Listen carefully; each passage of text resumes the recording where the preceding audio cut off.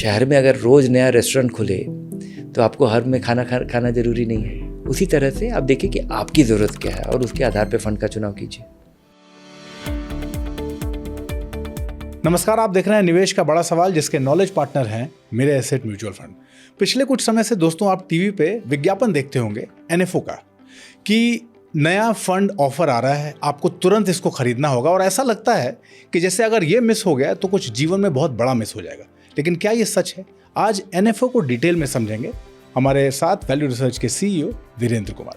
Sir बहुत स्वागत। धन्यवाद आपका। सर हर महीने 10-15 NFO आते हैं। NFO है क्या और लोग इसको IPO की जैसा क्यों समझते हैं? नए फंड ऑफर NFO के IPO माने जाने का एक इतिहास है। पहले म्यूचुअल फंड की शुरुआत हुई थी और म्यूचुअल फंड भी क्लोज्ड एंड फंड की तरह शुरुआत हुई थी कि एक फ़ंड आया और शुरू में एक फ़ंड लॉन्च हुआ और कहा गया कि ये 10 तारीख से 15 तारीख तक खुला हुआ है, उसमें आप इसमें आवेदन दीजिए और आप अप्लाई करते थे और फिर आपको अलॉटमेंट होता है। बाद में ये ओपन एंड फंड हो गए, बाद में ऐसे फंड हो गए जिसमें कि आप कभी भी पैसा लगाइए, कभी भी निकाल लीजिए। शुरुआत में लोगों को फ़ायदा भी बड़ा हुआ था 90 के दशक में कि आपने लगाया और उसके बाद फिर इसमें ये प्रीमियम कमांड करते थे। दूसरा कि पुराने फंड्स का NAV धीरे रोज़ बढ़ता रहता है, थोड़े समय के बाद वो बढ़ जाता है। ये जब शुरुआत होती है तो 10 रुपये पे आता है, तो ये भी दिमाग में लोगों के बैठ गया कि सस्ता मिलता है।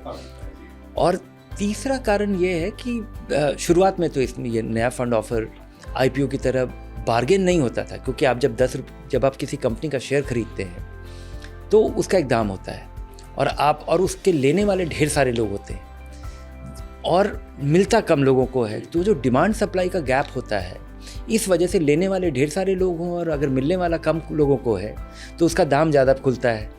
और जब लिस्टिंग होती है तो दाम उसका कभी कभी 5 गुना हो जाता है, कभी कभी 3 गुना हो जाता है। म्यूचुअल फंड में इसकी संभावना नहीं है, क्योंकि आप म्यूचुअल फंड में पैसा लगाते हैं, आप जितने लोग लगाना चाहते हैं आज के दौर में, खासकर ओपन एंड फंड में, कि आप जितना लगाना चाहते हैं सब आदमी को म्यूचुअल फंड मिल जाएगा। यहाँ पे कोई सप्लाई की दिक्कत नहीं है। लेकिन सस्ते वाला चीज़ तो अभी भी बैठा हुआ है कि 10 रुपये का सस्ता होता है। लेकिन लोगों को समझना चाहिए कि आप एक कंपनी खास हो सकती है, म्यूचुअल फंड भी खास हो सकती है और उन खास म्यूचुअल फंड को उस खास नज़रिए से देखना चाहिए। लेकिन अधिकतर फंड, बहुत बार म्यूचुअल फंड इसलिए चीज़ की शुरुआत की जाती है कि कोई नई फंड कंपनी की शुरुआत हुई है और वो अपने नए फंड अपने शुरुआत कर रहा है, वो अपने आप को साबित करेगा कि वो कैसा करता है। फिर लोग उसको, और अगर शुरुआत नहीं करेगा तो लोगों के पास विकल्प कैसे आएगा? तो म्यूचुअल फंड का काम है म्यूचुअल फंड की शुरुआत करना। कई बार सिंपल और जेनेरिक फंड, उस तरह के आपके पास 50 विकल्प उपलब्ध हैं और 5 और आगे, लेकिन आपके लिए लगाना अनिवार्य नहीं है। उनके पास विकल्प नहीं है। अगर उनको कारोबार की शुरुआत होती है तो उनको शुरू कर। कई बार अच्छे फंड आते हैं, कई बार अलग तरीके के फंड आते हैं, कई बार ऐसे यूनिक फंड आते हैं जो पहले नहीं उपलब्ध थे। जैसे पिछले 5-10 साल में अगर देखा जाए कि ऐसे कुछ खास कैटेगरी का फंड आया, जैसे अभी हाल फिलहाल SIF की शुरुआत हुई है। उसके पहले बहुत सारे इंटरनेशनल फंड की शुरुआत हुई जो कि एक खास स्ट्रैटेजी फॉलो करते हैं या एक खास ज्योग्राफी में लगाते हैं। दूसरा विकल्प ऐसा नहीं था। तो कुछ फंड खास होते हैं, बहुत सारे लोगों की लाचारी होती है कि वो शुरुआत कर रहे हैं। बहुत सारे ऐसे फंड होते हैं जो कि कोई कैटेगरी जो कि निवेशकों के पास, उस फंड कंपनी के पास वो कैटेगरी में उपलब्ध नहीं, वो फंड नहीं है और सेबी से उनको कहा गया है कि आप इतने तरीके के फंड की आप शुरुआत कर सकते हो ओपन एंड फंड की। तो उनके पास उनको लगता है कि वो खास तरीके से इसको चला सकते हैं तो उसकी वो शुरुआत करते हैं। लेकिन निवेशकों को देखना चाहिए कि आपको क्या मिल रहा है और आपके पोर्टफोलियो में वो कैसे फिट होता है, क्या आपको ये अच्छा लग रहा है। कभी कभी आपके लिए कुछ विकल्प ऐसे आएंगे जिस पे आपको गौर से देखना चाहिए।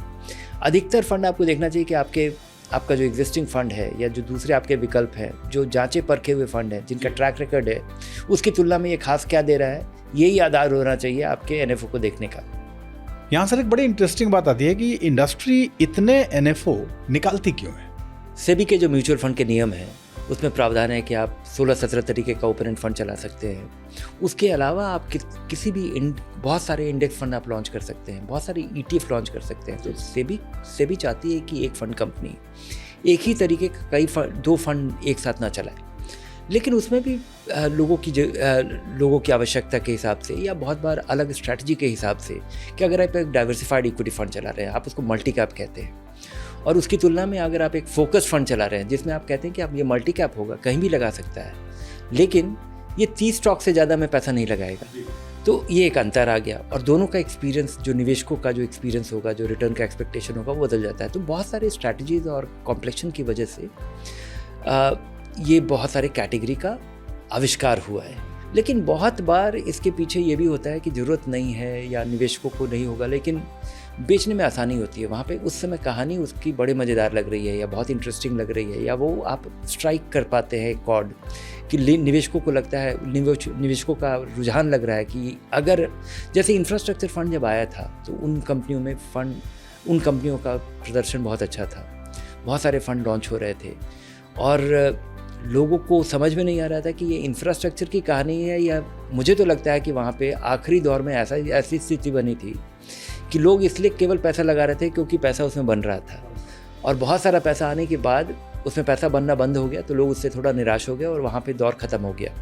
तो बहुत बार नए फंड का जो दौर आता है, जो बहुत सारे लॉन्च होते हैं, उसका कारण ये भी हो सकता है कि एक नए तरह के फंड का आविष्कार होता है, क्योंकि वहाँ पे कुछ अच्छा हो रहा था, वहाँ पे प्रदर्शन, वहाँ पे रिटर्न बन रहा था, और एक बार जब उसकी शुरुआत होती है तो फिर उसका तांता लग जाता है। लेकिन आपके लिए सब में पैसा लगाना अनिवार्य नहीं है। आप देखिए कि आपकी ज़रूरत किससे फुलफ़िल होती है। शहर में अगर रोज़ नया रेस्टोरेंट खुले तो आपको हर में खाना ज़रूरी नहीं है। उसी तरह से आप देखिए कि आपकी ज़रूरत क्या है और उसके आधार पर फंड का चुनाव कीजिए। तो सर, सबसे आखिर में एक लाइन में कैसे सम अप करेंगे इसको? NFO आता है, नया होने की वजह से आपके लिए अनिवार्य नहीं है कि आप उसमें पैसा लगाइए। कभी कभी कोई ऐसा फंड आता है जो कि पहले उस तरह का कोई उपलब्ध नहीं था, और आप देखिए कि कोई फंड आता है और आप देखिए कि आपके पोर्टफोलियो में कैसे फिट होता है, उसके आधार पे आपको लगाना चाहिए। और वंस इन अ वाइल कभी कोई बहुत ही खास तरीके का फंड आता है, ऐसा विकल्प पहला इंटरनेशनल फंड जब आया था, पहला फैंग प्लस या नैस्डैक फंड आया था, तब आपको ज़रूर देखना चाहिए कि एक ऐसा विकल्प आया है जो पहले कभी नहीं था और ये आपके पोर्टफोलियो को उभार सकता है या इसका आपको फ़ायदा मिल सकता है या एक नया डायमेंशन ऐड करता है। बहुत बहुत धन्यवाद सर इस पूरी बातचीत के लिए। धन्यवाद आपका अमित। तो अगली बार से न्यू फंड ऑफर जब भी आए उसके बाद ज़रूर चेक कीजिए कि आपके पोर्टफोलियो में वो कहाँ फिट बैठता है। अपने निवेश से जुड़े कोई सवाल हैं हमें लिख के भेजिए। वैल्यू रिसर्च हिंदी को सब्सक्राइब कर लीजिए और मेरे एसेट म्यूचुअल फंड का नॉलेज सेंटर जरूर विजिट कीजिए। फिलहाल इस एपिसोड में इतना ही। नमस्कार। म्यूचुअल फंड निवेश बाजार जोखिमों के अधीन है। योजना से जुड़े सभी दस्तावेजों को ध्यान से पढ़ें।